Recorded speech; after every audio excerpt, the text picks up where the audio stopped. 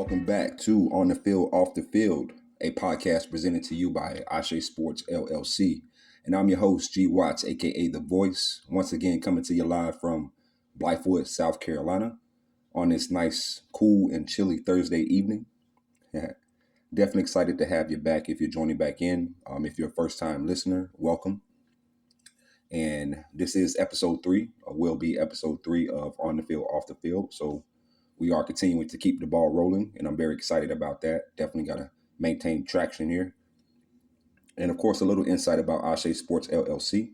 We do specialize in consulting services for athletes, sports managers, and sports organizations to assist with understanding and evolving their overall processes and procedures to yield success in their respective sports segments. ASE Sports also looks to provide the most up-to-date information through our social platforms relating to both on the field and off the field activities that can assist with navigating the sports industry, as well as careers in the sports industry as a whole. Feel free to follow us, like us, and check out our social media platforms. That includes Instagram, Twitter, YouTube, Facebook, and of course our own website of ASE Sports. And I did put the links to those particular platforms in the description box. So go ahead and check those out if you like. Definitely appreciate you showing some love there. All right.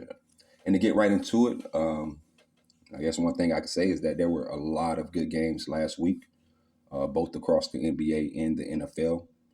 If you were a fan, you definitely would have been excited to kind of, I guess you would say, if you're a football fan, no matter what team I guess you're going for, you definitely would have been kind of excited to see that Eagles and Bills games that went down on Sunday night.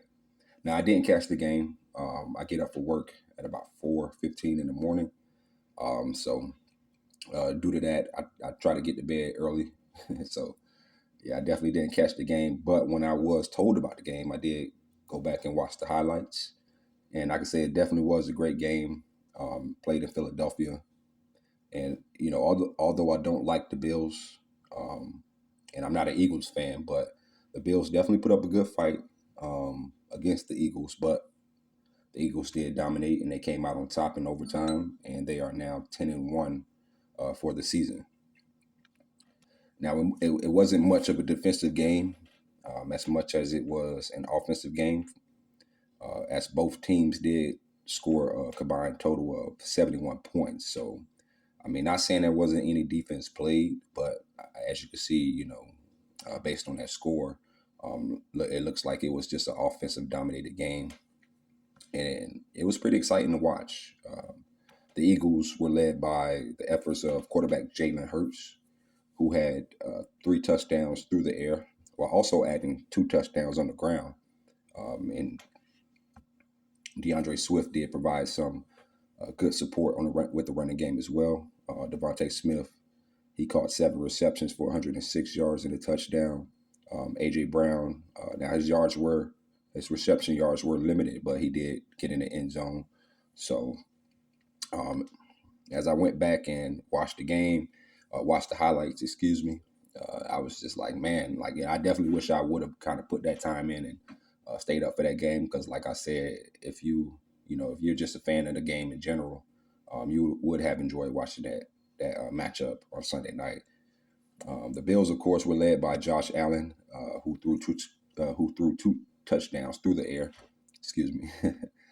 Josh Allen put up 2 touchdowns through the air, but he also gave the Bills 2 touchdowns on the ground. He pretty much was the passing and running game for Buffalo. But of course, I'm happy with a Buffalo loss, being that obviously I'm a Miami Dolphins fan. So as long as we continue to hold down that first, the number 1 spot in the AFC East, hey, I'm all good with that. So thank you, Eagles. Definitely appreciate you there. All right, and getting to the Miami Dolphins, the Miami Dolphins defeated the New York Jets 34-13. That was last Friday night. Now I have to make a correction because in the last episode, I guess I was just a little bit too hype and going a little too fast. But I thought that the Dolphins actually had a Thanksgiving game, and that wasn't the case. They actually played on Black Friday. That was the first ever NFL game played on Black Friday. Um, and they say that it didn't get too many ratings. I thought it was a good game. It was a good matchup in a particular sense. But I think one thing they kind of messed up on is maybe the timing, because I didn't catch the game until like late in the third quarter. So I got off work around 2:30, had to run some errands, and by the time I got home, I tuned in, and yeah, it was late in the third quarter. Score was about 20, I believe 20-6. Um, but maybe if they do another Black Friday game, I guess I could recommend to actually maybe try to set the time a little later in the day, maybe a 7 o'clock game, 8:20. I know they're trying to consider the players and maybe them trying to travel and get home to their families, being that it was right after Thanksgiving. But you know, I mean, if you're talking ratings though, I think definitely moving the time slot would help that part there. Um, but all in all, other than that, the Dolphins came out victorious. As I said, they won that one 34-13, and they did improve to 8-3 for the regular season. We're still sitting number one in the AFC East.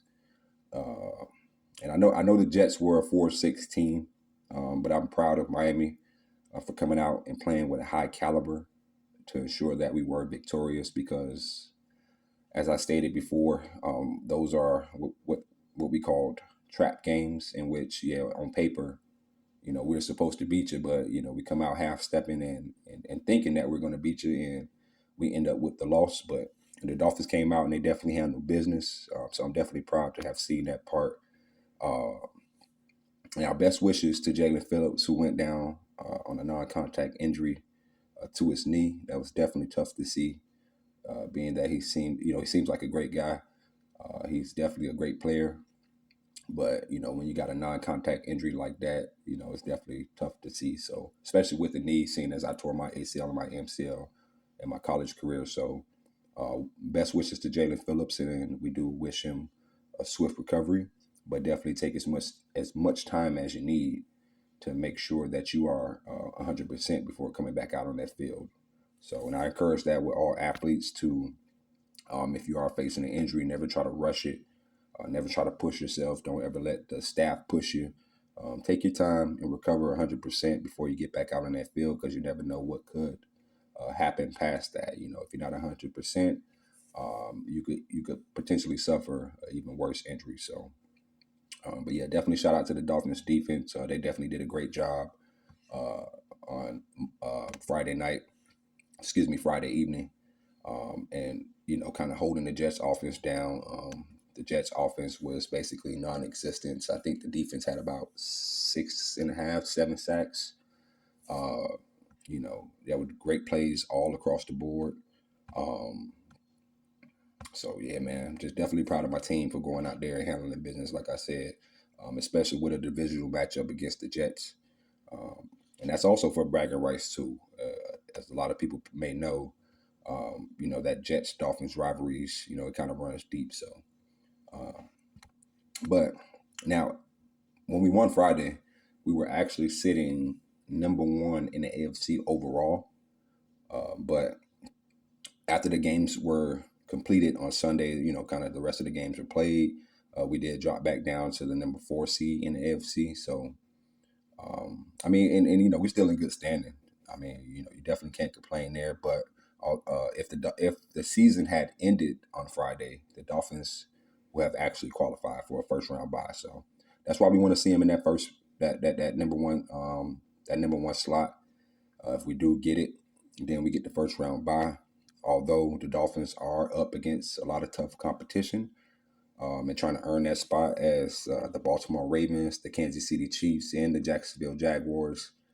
They have retaken the first, second, and third place seeds respectively. So, I mean, it's definitely a lot of competition out there for us to try to push for that. But as long as we do, kind of shoot for the playoffs, we make the playoffs, and we get an opportunity to kind of show what we got in the postseason. I'm definitely good with that. So. Next game for the Dolphins is against the Washington Commanders, December 3rd. So that is another must-win game for Miami to continue to ensure a solid position in the AFC playoff race. That's one of those what could be a trap game as well. The Commanders are not looking that great on paper, but I know if we come out half stepping, there's definitely a opportunity there for us to take a loss because the Commanders do have they do have some good talent over there that can, kind of help, um, kind of help them kind of get over that slump, especially against Miami. For some reason, it always seems like the teams that I go for when it comes to these games, these are the games that we would lose. But yeah, I definitely got um, a lot of belief in the Dolphins and coming out strong, starting fast and getting the job done against the Commanders. So everybody tune into that one. Let's continue to support Miami as we make that run for the playoffs this year. And got a question for you. So, who do you think will secure the first round bye for the AFC?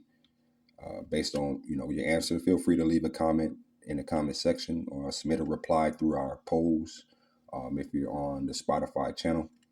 Um, and let's see what everybody thinks out there. Definitely interested in your feedback. All right, so with that, we'll go ahead and take a break, take a little musical break at that, and we will be back with On the Field, Off the Field, presented to you by ASE Sports, LLC.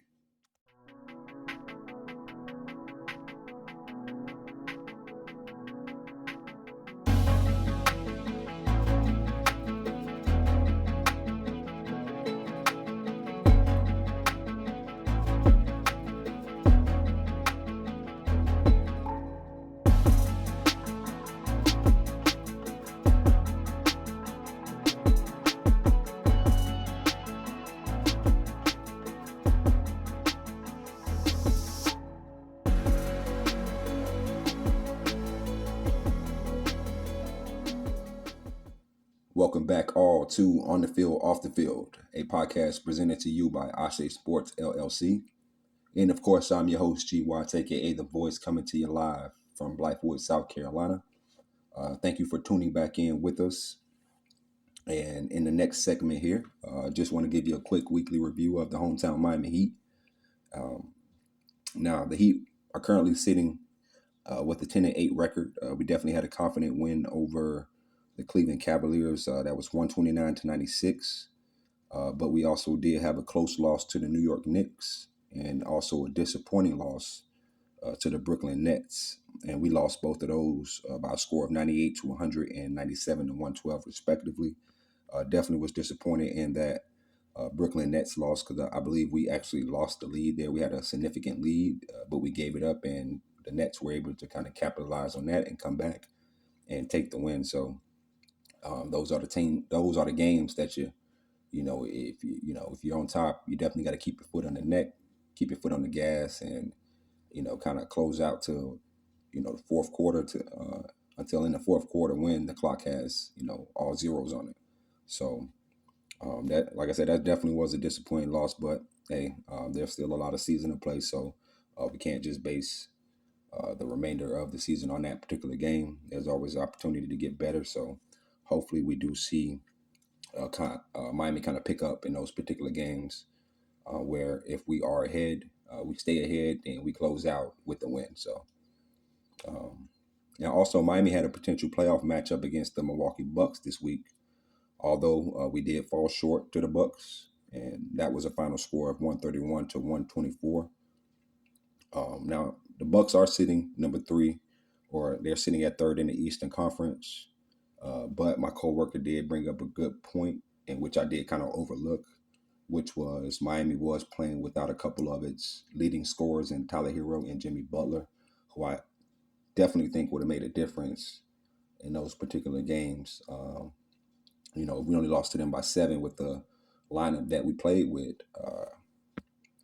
and I actually think we actually only 8 players had only 8 players got play time that game, and that was compared to the Bucks who had 11 players, with playing time. So you could kind of see that the Miami was short-handed, and I think if we came with a full roster, then we could have pulled that one out. So uh, it's still early in the season, but these type of games here as well, like these are the playoff caliber type games, and you definitely want to see Miami or your team, in particular, kind of, come out and perform in a manner as if it was a playoff environment.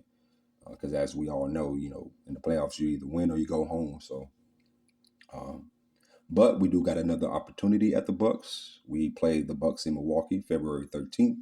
So we'll see kind of how that rematch goes. Hopefully, we do have a healthy roster, and we kind of see the Heat, kind of throw everything at the Bucks that we got, and see how that outcome is there. So um, now Jimmy Butler, I think he is actually maybe coming back tonight against the Indiana Pacers. Tyler Hero, he is still out, and with a guy like Tyler Hero, you definitely want to make sure he's 100% as well before you kind of really bring him back, seeing as the value he does bring to the team. You definitely don't want to rush him back into action if he is not ready. So um, kudos to the Heat, the staff, the Miami Heat coaching staff, training staff, the medical staff. Shout out to them because they're definitely making sure that Tyler Hero is 100% before he comes back out to the court. Now, although we have been missing Tyler Hero, we have been seeing some good production from guys like Josh Richardson, of course, Bam Adebayo, who's definitely coming of age and kind of setting himself to be a dominant big man in the league. And as well as Duncan Robinson, he is starting to step up a little more. He did start the season slow. As we all know, last season he actually lost a lot of playing time. I guess in essence, it was stated that he just didn't fit into the Heat's rotation in the direction that the team was trying to kind of go in. So he actually kind of set on the back burner last season. But I commend him for kind of just staying ready, continuing to work hard, and being ready when the team called on him. So I always believed that Duncan could go somewhere else and be a clear cut starter on another team. And I definitely hope he continues to kind of kind of get back to his old ways as the season progresses. We've actually, we actually seen some good production from Kevin Love. That's been a good thing because when I saw that Kevin Love was acquired by Miami, I just didn't, I didn't, I didn't know what he would, actually bring to the table. Based on his age, he does have experience, which is good. We always can use that, but he's actually kind of shown up in a good way in a lot of games for Miami. So hopefully we get to see him in a playoff environment and how he responds to that and how he performs. Because, like I said, he definitely has that veteran experience that could carry our team a long way. So Kyle Lowry, he actually, um, he's not doing too bad, but I definitely would like to see Kyle Lowry become more consistent, especially with the big contract that he was given. I believe he's making about 28 mil this year, and what and I know these guys worked hard to earn this, their salaries, but at the end of the day, I think hey, he could be he could provide Miami with a lot more output, kind of based on his experience and of course how much he's getting paid. So hopefully we see Kyle Lowry kind of refocus and become the leading point guard that he was in Toronto, now with Miami. So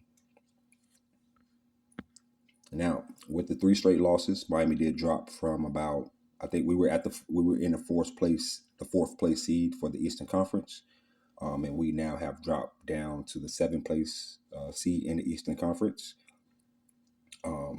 But we do have an opportunity to recover as we do face off against the Indiana Pacers, who have been very explosive in their last few games. But we do got them tonight at 7:30 in Miami. So everyone tune in. Let's go ahead and cheer on the hometown Miami Heat. And like I say, it's still early in the season, so dropping from fourth to seventh isn't too much of a bad thing. But as I explain, I definitely don't want to see Miami have to kind of claw their way into a playoff spot toward the end of the season. So I rather we try to handle business in the beginning of the season, really throughout the whole season. But if we do, kind of get to the end of the season, I definitely want to be sitting in a comfortable. I would like to see them sitting in a comfortable position, and like I said, not fighting for an eighth place seed, seventh place seed, sixth place seed, nothing like that. Um, so, like I say, hopefully Miami can continue to bounce back and recover. They've been doing great things this year. They've really been doing great things in the past few years, even after the LeBron, Wade, and Bosh era. So, I think I told one of my coworkers that I believe Miami is a legacy team. And I know, we don't always make it to the championship game, to the finals. I know we don't always kind of just blow through the playoffs, but Miami, kind of will give you some good production year in and year out. So, I definitely think we could be a legacy team, and we are a legacy team, really. So, shout out to Miami. Shout out to Miami as a whole. Shout out to the Miami Heat, of course. And best of luck tonight versus the Indiana Pacers.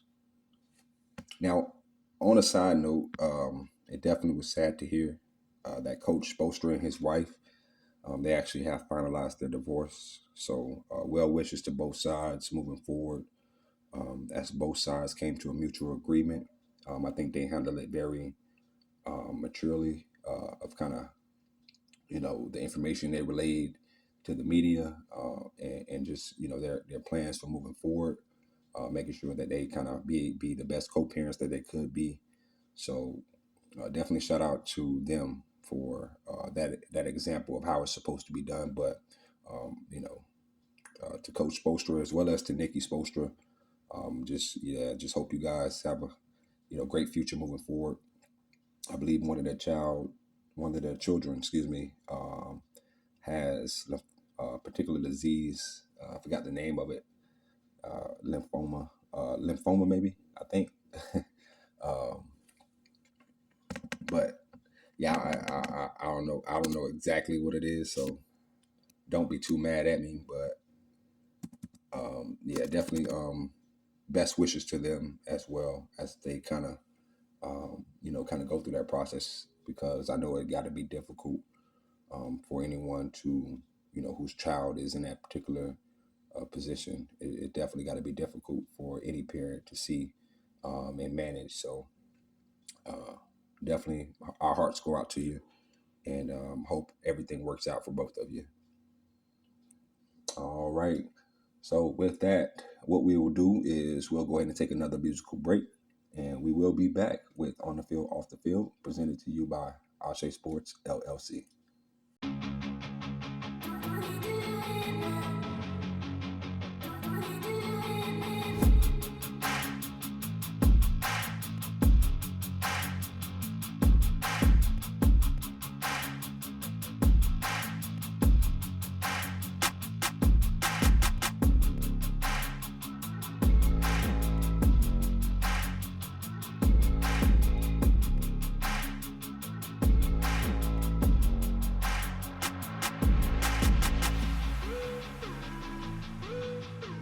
Welcome back, everybody, to On the Field, Off the Field, presented to you by ASE Sports, LLC. And I am your host, G. Watts, a.k.a. The Voice, coming into our last segment of the episode. And in this particular segment, as I mentioned earlier, I want to talk about athletes who have found themselves in financial trouble. More specifically, the athletes who have been caught up in the healthcare fraud schemes that's been kind of going around. And like I said earlier, man, these are like some big name athletes. Is I mean, probably some names in there you might not know, but for the most part, there was a good amount of athletes who seem to have had some success in their career. Have done well enough. You would think that they would have been straight, basically, in going into their post career status. So, I mean, when I looked it up the first time, I think it was about the NBA players. There were 18 former NBA players who were charged in a healthcare fraud scheme worth about $4 million. And I'm, just thinking to myself, man, I'm pretty sure everybody was thinking, like, how did they let that happen? How do you find yourself in a position where, at probably one point in time you were making more money over the course of a few months than a lot of people make in a year. but you found yourself in a position where you had to kind of engage in this particular scheme, and they did it an extensive investigation, and they found these guys out to have basically defrauded the system. So I mean, when I was looking over the article about the 18 NBA players, you see names. Let me see, such as Terrence Williams, um, first round draft pick in 2009. He played for several teams. I do remember Terrence Williams out there. Um, Tony Allen played with the Celtics. Um, they say he was about to get his number retired, which is crazy. That's real crazy. Like, and then you got Sebastian Telfair. Y'all remember him? Glenn Big Baby Davis. I know y'all remember him. Um, Looks like Darius Miles. That was crazy to me. Like, cause I know Darius. Like, he was like Showtime out there. So you would definitely think that through any endorsements, any salaries, that he wouldn't have been caught up in a scheme like that. They had Ruben Patterson, Anthony Roten, excuse me if I said it wrong, but looks like Shannon Brown. Dang, wow. So Shannon Brown was involved. I didn't see that name earlier. Shannon Brown was involved in it. I mean, yeah, it's crazy, man. The crazy, the names on the list. It's like shocking to see like that these guys had to end up in this particular position. So it's like, man, when you're looking at uh, retired NFL players, they got Joe Horn listed, Clinton Portis, like of all people. Like I was surprised when I seen Clinton Portis, man. I was kind of disappointed, man, because I grew up watching him, since high school, kind of going to the games as a recruit. And it's like, man, that was crazy. I know he made a lot over his career. Then you got Robert McCune. They say he was the orchestrator of it. He was a former Washington linebacker.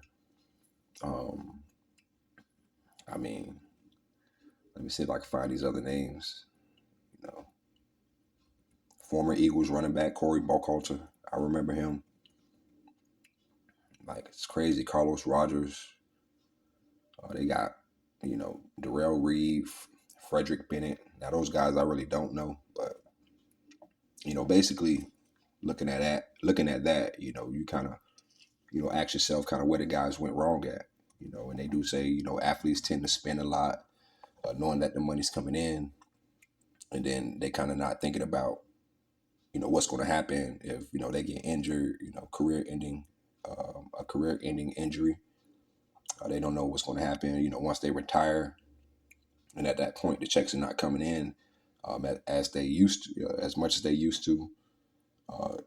Based on how you set yourself up, because there are a lot of guys who's kind of set themselves up for postseason, post career success. So it's like you think like, dang man, how did it happen? So, and honestly, it took me a while to really, try to learn about how to manage money.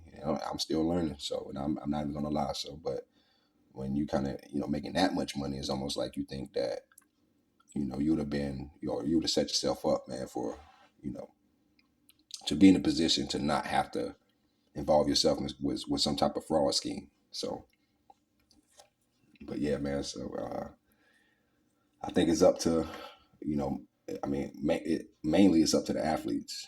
These guys got to be able to manage themselves in a better way. Um, but more importantly, the people that surround the athletes have to kind of step up and, be a better voice in the area. Because, they say you get friends out of nowhere, you get family out of nowhere. Almost everybody's asking for something, or the athletes just want to do it out of, hey, I make this now and, I want to, hey, I want to look out. So, but at the end of the day, it's got to be better voices sitting on the athlete's shoulders to kind of guide them in a better direction when it comes to their finances. And for any athletes out there who, may need help or support, with that part, there's a lot of information out on the internet. There's a lot of organizations who assist with really managing your finances the way they should be managed, instead of like, letting somebody do it. Hey, yeah, man, you're my money man. And next thing you know, the money man, don't invested your stuff in some bad investments or they ran off with the money or something like that, or they spent it just as fast as you could have. So, I mean, like I said, there's a lot of resources out there for athletes who are planning for careers after sports.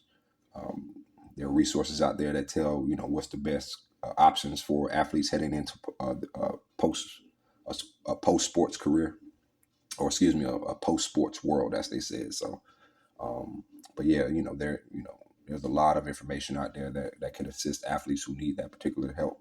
Because and I encourage it, because when you're making that much and it's going like that, it's easy to kind of just